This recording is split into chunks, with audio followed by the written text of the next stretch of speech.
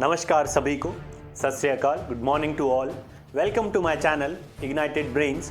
This is your friend Naveen Duhan, and today I'll be talking about the new Farms Act which the government has brought and the various aspects. इसके अलग अलग जो पहलू हैं, जो farms act हैं, उन पे बात करेंगे, उनके बारे में फैक्ट्स जानेंगे, जो किसानों की रियलिटी है, हमारे जो देश में इतने किसान रहते हैं उनकी ग्राउंड रियलिटी क्या है, और उसके बाद उनको कंक्लूड करने की कोशिश करेंगे और कुछ सवाल पूछने की कोशिश करेंगे अपने आप से और अपने सिस्टम से.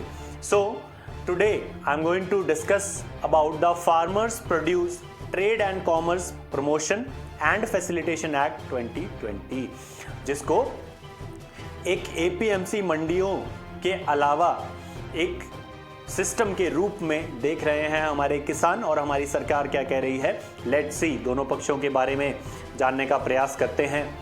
तो सबसे पहले उसका कानूनी एस्पेक्ट या एक सिस्टमैटिक एस्पेक्ट जान लेते हैं हमारे कानून का, जिसमें हम ये बता रहे हैं कि ये जो एक्ट है ये 27 सितंबर को नोटिफाइड कर दिया था हमारी सरकार ने, और इफेक्ट में आ गया था 27 सितंबर 2020 को. तो Earlier, the farmers used to sell their produce in grain market governed by Model APMC Act 2003.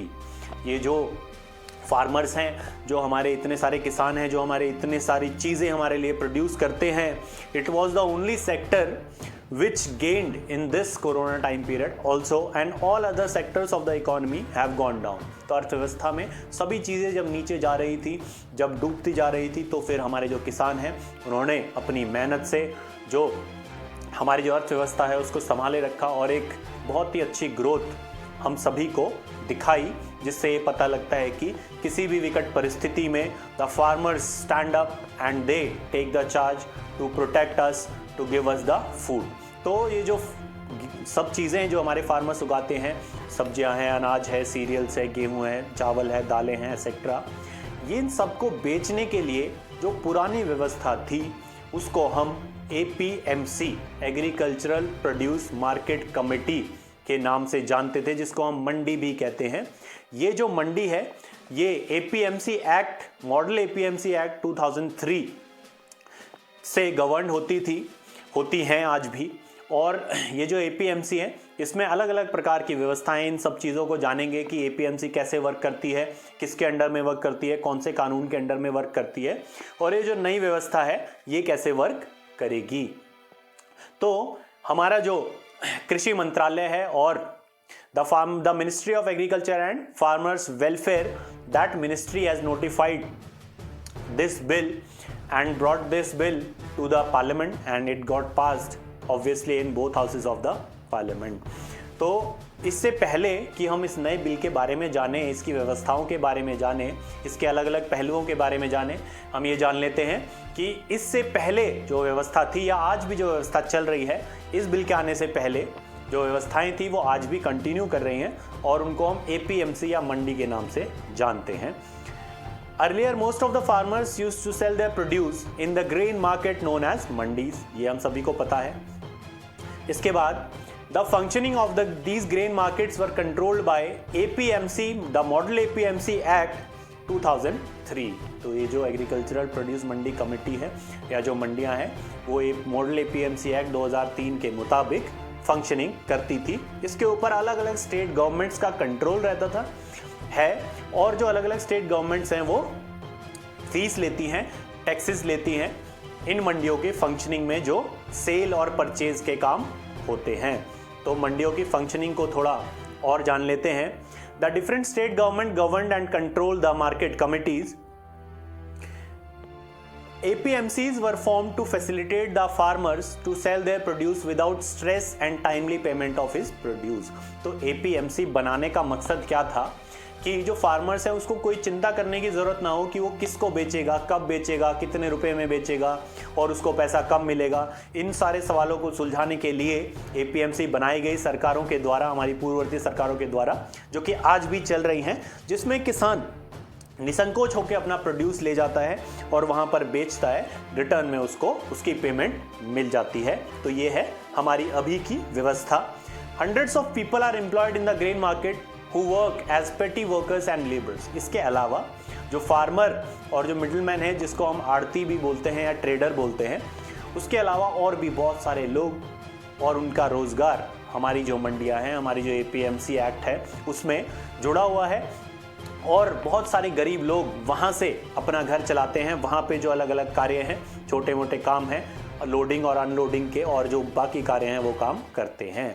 तो अब एक शब्द आया है द आड़ती, ट्रेडर और मिडिलमैन। तो हम आड़ती या जो बिचौलिया है, जो ट्रेडर्स हैं, जो किसानों से प्रोड्यूस खरीदते हैं और उसके बाद उसको आगे सेल करते हैं, उनके बारे में थोड़ा जान लेते हैं। The traders having licenses and who pay fee and taxes by the produce from farmers and sell it in open market. ऐसे traders, those who are being licensed by the state governments and they also pay taxes and fees, they are the people who trade in those APMC mandis. तो आगे अगर बात करें, they often lend short term loans to the farmers but the rate of interest is very high. वो अक्सर farmers को बहुत जल्दी पैसा उपलब्ध करा देते हैं, पर उसका जो रेट ऑफ इंटरेस्ट है वो बहुत ज़्यादा है as compare to the rate of interest in our government banks या फॉर्मल सोर्सेज ऑफ क्रेडिट। तो वहीं अगर आप इसको सरकारी बैंक से कंपेयर करें तो लगभग 7% जो इंटरेस्ट रेट सरकारी बैंक चार्ज करता है, अगर किसान समय पे अपना उसका पैसा वापस दे देता है लोन का, तो 3% कर्जा उसका माफ भी हो जाता है। तो यानी कि अगर सब कुछ सही रहता है एक सरकारी बैंक में, तो लगभग 4% ही इंटरेस्ट रेट फार्मर को पे करना पड़ता है। उसको आप कंपेयर कर सकते हैं, जो वो आड़तियों से पैसा लेते हैं वो 24 से 36% की ब्याज दर सालाना पर होता है। They act as middlemen between the farmer and the consumer and make quick payment to the farmers. वो मिडलमैन की तरह काम करते हैं, फार्मर से उनका सामान ले लेते हैं, परंतु उनको पेमेंट टाइम पर दे देते हैं अक्सर। और इसके अलावा वो हाई रेट ऑफ इंटरेस्ट भी चार्ज करते हैं, परंतु फार्मर को जब आवश्यकता होती है, whenever the farmer is in need, the money is available with those traders. ठीक है, तो ये तो बात हुई आड़ती या मिडिलमैन या ट्रेडर की। अब एक्ट की बात कर लेते हैं। इस एक्ट के एम्स क्या क्या हैं, क्यों हमारी सरकार ने एक्ट बनाया? तो the FPTC, the Farms Produce Trade and Commerce Act 2020 aims at providing an ecosystem where farmers and traders have freedom of choice in the sale and purchase of farmers produce. तो ये जो Farmers Produce Trade and Commerce Act 2020 है, इसमें एक mechanism बनाने की कोशिश की है सरकार ने कि जो फार्मर है उसको एक आज़ादी मिले और वो कहीं भी अपना सामान एपीएमसी में बेचना चाहता है एपीएमसी में बेचे, बाहर बेचना चाहता है बाहर बेचे। तो इस प्रकार से ये जो है ये मंशा या एम है इस एक्ट का। इसके अलावा और क्या कहता है act? The act aims eight promoting efficient, transparent and barrier free inter state and intra state trade. जो ये एक्ट है ये एक एफिशिएंट मैनर में, एक प्रभावी तरीके से, एक पारदर्शी तरीके से, बिना रुकावट के एक स्टेट से दूसरे स्टेट या एक स्टेट के अंदर अलग अलग इलाकों में ट्रेड को फैसिलिटेट करना चाहता है। This is what the act aims at और this is what the act says. तो इसमें प्रमोशन और फैसिलिटेशन को भी फर्दर डिफाइन किया गया है कि कैसे प्रमोशन और फैसिलिटेशन होगा। एनी फार्मर, ट्रेडर और electronic platform shall have the freedom to carry inter state and intra state trade. कोई भी व्यापारी, कोई भी किसान या किसी भी इलेक्ट्रॉनिक प्लेटफॉर्म के द्वारा किसी भी प्रकार से इंटर स्टेट और इंट्रा स्टेट ट्रेड किया जा सकता है। पहले जो ट्रेड था वो एपीएमसी मंडी के द्वारा गवर्न होता था। द फार्मर और trader will not be charge any fees और taxes by any state government. तो अब आएगा कंपैरिजन किसका? एपीएमसी में टैक्सेस हैं और फीस है जो कि स्टेट गवर्नमेंट के द्वारा गवर्न होते हैं और स्टेट गवर्नमेंट्स उस पर टैक्सेस लगाती हैं। वहीं जो फार्मर्स हैं अब उनको क्या बोला है कि आप एपीएमसी में भी बेच सकते हैं जहाँ पे टैक्स और फीस लगता है, और आप बाहर भी बेच सकते हैं जहाँ पे कोई फीस या टैक्स या कोई भी प्रकार का चार्ज किसी स्टेट गवर्नमेंट के द्वारा नहीं लगाया जाएगा। यानी कि एपीएमसी के बाहर अगर किसान बेचने जाता है किसी व्यक्ति को तो फिर उस पर कोई भी फीस या टैक्स नहीं होगा। तो फिर क्या होगा? ऐसा सिस्टम धीरे धीरे बन जाएगा। यह आशंका है कि जो एपीएमसी है वो उस पर बहुत प्रभाव पड़ेगा और जहाँ पे नॉन टैक्सेबल है या नॉन फीस है जहाँ वहाँ पे आसानी रहेगी बेचने में, तो फिर एपीएमसीज धीरे धीरे will decline and reduce. But the government is saying that APMCs will not go anywhere, they are here to stay and we will do improvement in those APMCs. और प्रमोशन एंड फैसिलिटेशन में क्या कहता है act? The traders who engage in any interstate और intrastate trade need to have a PAN card as per the income tax act 1961। जो trader, जो व्यापारी बाहर एपीएमसी के बाहर, मंडी एरिया के बाहर या कहीं पर भी किसी भी एरिया में जो किसानों से सामान खरीदेगा, उनके प्रोड्यूस खरीदेगा, उसके पास एक पैन कार्ड जरूर होना चाहिए। पैन कार्ड क्या होता है? Permanent account number which is given by the income tax department, ताकि ये पता चल सके कि किसके खाते में पैसे कहाँ से कहाँ ट्रांसफर हो रहे हैं। Farmers, farms, produce and trader. तो इस एक्ट ने किसान कौन है, फार्मर्स प्रोड्यूस क्या है और व्यापारी कौन है उसको भी डिफाइन किया हुआ है। Let us understand who is a farmer and what is a farms produce and who is a trader. कैसे डिफाइन किया है इस एक्ट ने, जरा इसकी बात कर लेते हैं। A farmer refers to any individual engage in production of farmers produce by himself और with the help of hired labourers. किसान वह व्यक्ति होगा जो कि कोई फार्मिंग की वस्तु जो फार्मर्स प्रोड्यूस करते हैं, यानी कि फूड स्टफ्स या कोई भी लाइव स्टॉक, इसको प्रोड्यूस करने वाला व्यक्ति खुद या फिर लेबरर्स की, मजदूरों की मदद से, वो क्या कहलाएगा? फार्मर या किसान। अब आगे किसान की उपज या फार्मर्स प्रोड्यूस किसको कहा गया? Farmers produce refer to food stuff intended for human consumption. ऐसी वस्तुएं जो कोई व्यक्ति उगा रहा है और इंसानों के खाने के लिए बनाई हैं, उसको उगाई है, उनको कहेंगे हम फार्मर्स प्रोड्यूस। तो फिर ट्रेडर किसको कहेंगे? A trader is a person who by farmers produce through interstate and intrastate trade either himself और ऑन बिहाफ ऑफ एनीवन। एक व्यापारी उसको कहेंगे जो फार्मर्स की प्रोड्यूस खरीदेगा खुद से या फिर किसी और के बिहाफ पर, उस व्यक्ति को कहेंगे हम ट्रेडर। और ऐसा ट्रेडर इंटरस्टेट, एक स्टेट से दूसरे स्टेट या एक स्टेट के अंदर अलग अलग जगहों पे ट्रेड, व्यापार कर सकता है। तो हमने तीनों टर्म्स जान ली कि भाई फार्मर कौन है, फार्म्स प्रोड्यूस क्या है और इसके अलावा व्यापारी कौन है। तो अब क्या कह रहा है ये एक्ट कि अगर एक्ट के जो धाराएं हैं अगर उनका उल्लंघन होगा, if the act is being broken in any sense then what are the penalties on the person. तो वो व्यक्ति, स्पेशली ट्रेडर, जो इस एक्ट को ब्रेक करेगा, इस लॉ को, इसके जो कंक्लूजन्स हैं, इसके जो क्लॉजेज हैं, तो फिर उस पर क्या पेनल्टीज लग सकती है। Let's see. Any person who contravenes the Act's provisions on payment to farmers shall be liable to pay a penalty of at least 25,000 rupees। अगर कोई भी व्यक्ति इस एक्ट के जो लॉज हैं, जो क्लॉज हैं, जो इसके अलग अलग एस्पेक्ट्स हैं, अगर उसमें से किसी को भी ब्रेक करता है तो उस व्यक्ति को कम से कम 25,000 का फाइन देना होगा फार्मर को। If the contravention continues, the person shall be liable to pay a penalty of ₹5 lakh। अगर ये जो ब्रेकिंग ऑफ लॉ है, जो वायलेशन ऑफ लॉ है, अगर ये बार बार होता है किसी व्यक्ति के द्वारा, तो वो 5 लाख तक का फाइन भी उस पर लगाया जा सकता है अकॉर्डिंग टू द लॉ।